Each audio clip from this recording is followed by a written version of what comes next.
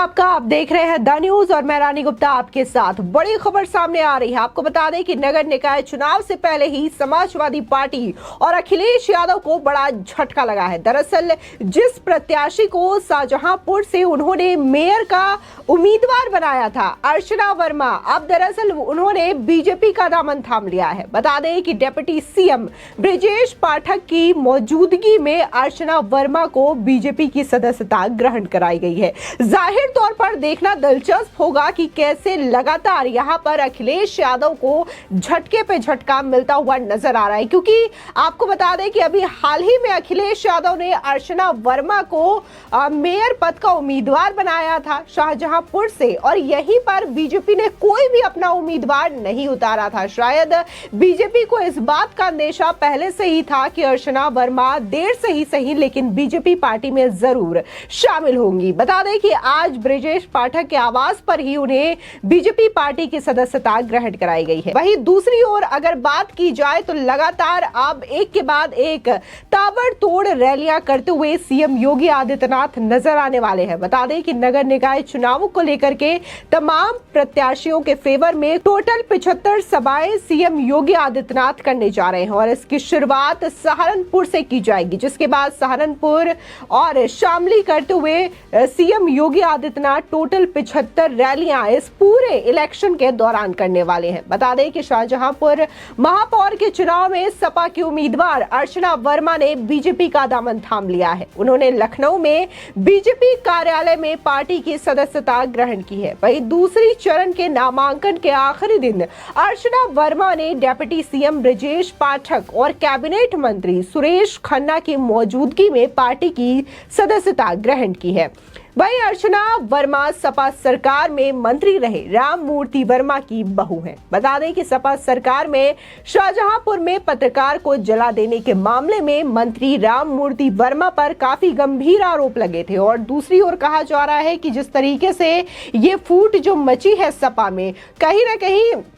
जो cabinet minister रहे हैं उनका अहम योगदान रहा है अर्चना गौतम को बीजेपी की ओर लाने के लिए, क्योंकि पहले से ही अखिलेश यादव ने उन्हें डिक्लेयर कर दिया था कि ये मेयर का चुनाव लड़ेंगी, और वहीं दूसरी ओर बीजेपी ने अपना कोई भी उम्मीदवार यहां से नहीं उतारा था। वहीं दूसरी ओर बात करें सीएम योगी आदित्यनाथ की, तो मुख्यमंत्री योगी आदित्यनाथ नगर निकाय चुनाव में बीजेपी प्रत्याशियों के समर्थन में टोटल 75 जनसभाएं करेंगे। सीएम 24 अप्रैल को सहारनपुर, शामली और अमरोहा में बीजेपी प्रत्याशियों के समर्थन में प्रस्तावित जनसभाओं को संबोधित करेंगे। मुख्यमंत्री का हर जिले में एक कार्यक्रम होगा। सभी जिलों में मुख्यमंत्री, उप मुख्यमंत्री केशव प्रसाद मौर्य और उप मुख्यमंत्री ब्रिजेश पाठक की चुनावी सभाओं की मांग की जा रही है। आपको बता दें कि नगर निकाय चुनाव में बीजेपी ने सभी 17 नगर निगम के साथ जिला मुख्यालयों सहित बड़ी नगर पालिका परिषद व प्रमुख नगर पंचायतों में जीत का लक्ष्य रखा है।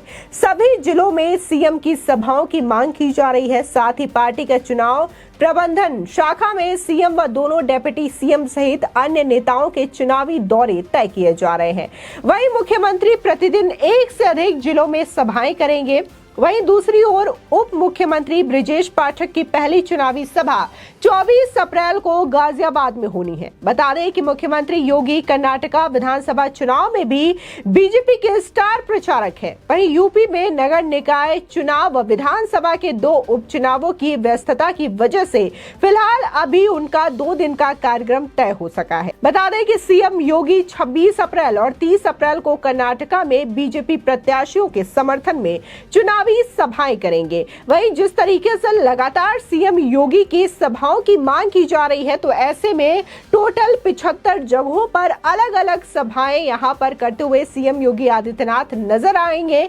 नगर निकाय चुनाव के दौरान। बता दें कि लगातार जिस तरीके से उत्तर प्रदेश में लॉ एंड ऑर्डर को व्यवस्थित किया गया है, बुलडोजर की जो कार्रवाई की गई है, इससे जनता काफी ज्यादा खुश और संतुष्ट नजर आ रही है, जिसकी वजह से कहीं ना कहीं नगर निकाय चुनाव में भी अब सीएम योगी की मौजूदगी और उनकी रैलियों को लेकर के लोग काफी ज्यादा उत्साहित हैं, और जिसकी वजह से उनकी डिमांड की जा रही हो, और इसको लेकर के अब सीएम योगी की टोटल 75 जनसभाओं को लेकर के पूरे जो प्रोग्राम है उसको बना लिए गए हैं। इसी के साथ ही बात करें तो लगातार इसको लेकर के पूरा एक रोड मैप तैयार किया गया है कि आखिर बीजेपी को नगर निकाय चुनाव में जीत के लिए क्या करना होगा, किस तरीके से रणनीति बनानी होगी और कौन कौन से ऐसे एरिया हैं जो कि मेन एरिया, वहां पर मेयर का प्रत्याशी कैसा उतारना है और किस तरीके से इन चुनावों को जीतना है, इसके पूरे लक्ष्य बनाए गए हैं बीजेपी की ओर से। बता दें कि यूपी में नगर निकाय चुनाव को लेकर के काफी ज्यादा दिलचस्प मोड़ देखने को मिल सकता है। लगातार आम आदमी पार्टी भी अपनी पूरी तरीके से कमर कस के एक बार फिर से उत्तर प्रदेश में आ चुकी है। आपको बता दें कि इससे पहले भी आम आदमी पार्टी ने भरपूर कोशिश की थी कि वो उत्तर प्रदेश में सत्ता काबिज कर सके और इसको लेकर के आम आदमी पार्टी ने भी भरपूर प्रयास किया था, लेकिन आम आदमी पार्टी की किस तरीके से जमानत जब्त हुई थी ये सभी को याद है। फिलहाल अगर बात हम लोकल पार्टीज की करें तो चाहे फिर हम मायावती की पार्टी देख लें, अखिलेश यादव की पार्टी देख लें, इन लोगों ने भी नगर निकाय चुनाव को लेकर के महत्वपूर्ण तैयारियां की है, या यूं कहें कि तमाम पार्टियों ने अपनी अपनी ओर से कमर कस ली है और आने वाले समय में इस नगर निकाय चुनाव को भी लेकर के बेहतर रणनीति और एक बेहतर लड़ाई देखने को मिल सकती है। आपको बता दें कि वहीं दूसरी ओर जिस तरीके से नगर निकाय चुनाव में सपा को मजबूत झटका देते हुए अर्चना ने बीजेपी का दामन थामा है, तो इस दौरान डिप्टी सीएम ब्रजेश पाठक भी मौजूद रहे और इस दौरान उन्होंने अर्चना का बीजेपी में स्वागत किया। साथ ही उन्होंने बताया कि आखिर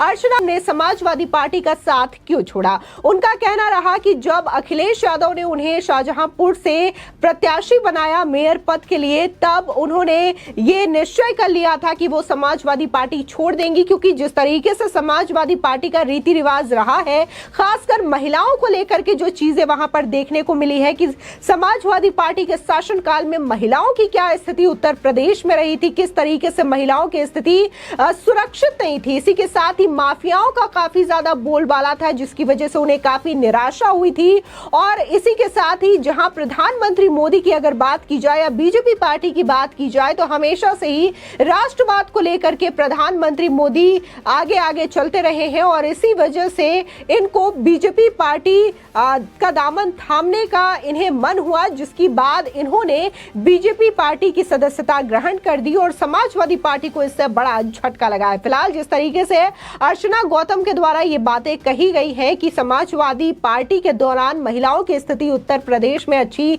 नहीं रही है, वहां पर लॉ एंड ऑर्डर बिल्कुल अच्छा नहीं था, माफियाओं का काफी ज्यादा राज था, तो आने वाले नगर निकाय चुनाव में भी इस बात का काफी ज्यादा असर देखने को मिलेगा। क्योंकि अभी हाल ही में अतीक अहमद हत्याकांड को लेकर के भी बहुत सारे सवाल हालांकि योगी सरकार पर तो विपक्ष उठा रही है, लेकिन जिस तरीके से समाजवादी पार्टी शासनकाल के दौरान माफियाओं को पोषित किया जाता था, उन्हें संरक्षण दिया जाता था, तो इस बात को भी जनता भूली नहीं है कि कैसे सैकड़ों ऐसे केसेस होते थे, उन्हें या तो दबा दिया जाता था या तो उनका कहीं जिक्र नहीं होता था। लेकिन जब से सीएम योगी आदित्यनाथ उत्तर प्रदेश के सीएम बने हैं, उनकी बागडोर हाथ आई है, तब से लगातार देखने को मिल रहा है कि कैसे माफियाओं को लेकर के सख्ती बढ़ती जा रही है, लगातार माफियाओं पर एक्शन किया जा रहा है, या तो उनके अवैध मकानों को ध्वस्त किया जा रहा है या फिर सीज किया जा रहा है। इस वक्त उत्तर प्रदेश में धमकाने वाला और रंगदारी करने वाला कोई भी माफिया नहीं बचा है। बता दें कि ये बात खुद सीएम योगी आदित्यनाथ ने भी कही है कि कानून व्यवस्था उत्तर प्रदेश में मौजूद है और सभी के लिए है और एक बराबर कानून व्यवस्था है, यानी कि उत्तर प्रदेश में कोई बड़ा नहीं है, कोई छोटा नहीं है, अगर कोई क्राइम करता है तो उसे सजा बराबर की होगी। फिलहाल इस खबर को लेकर के आपकी क्या राय है, हमारे कमेंट सेक्शन में जरूर बताएं। आगे की और भी अपडेट के लिए चैनल को सब्सक्राइब करना ना भूलें।